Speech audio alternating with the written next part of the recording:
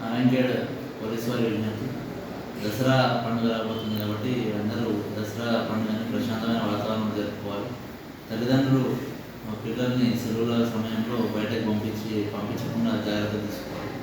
చెరువులు కుంటలని కూడా నిండున్నాయి కాబట్టి ఏదైనా ప్రమాదం జరిగే అవకాశం ఉంటుంది. వాళ్ళు ఈత కొట్టడానికి కానీ ఇంకేదైనా వేరే దానికి కానీ సరదాగా పోయినప్పుడు ఏదైనా విషాదంగా నెలకొనే అవకాశం ఉంటుంది. ఎవరు మర్చిపోయారు.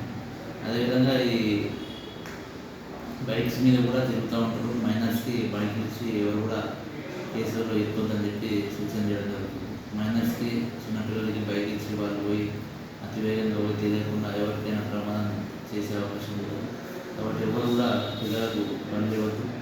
అదేవిధంగా షాపింగ్ కొరకు అని చెప్పేసి గ్రామాల నుంచి నారాయణఖేడ్ పట్టణానికి వస్తున్నారు. బైక్ మీద ఇద్దరు ముగ్గురు వచ్చకుండా లైసెన్స్ లేకుండా హెల్మెట్ లేకుండా ప్రమాదాలు పడవద్దని చెప్పేసి పోలీసు వారు మైనర్లకు ఎవరైతే వాహనం నుంచి పంపిస్తారో వాళ్ళ తల్లిదండ్రుల మీద బైక్ యజమాని మీద కేసు నమోదు చేయడం. ఈ విషయాన్ని అందరూ గుర్తుంచుకోవాలి.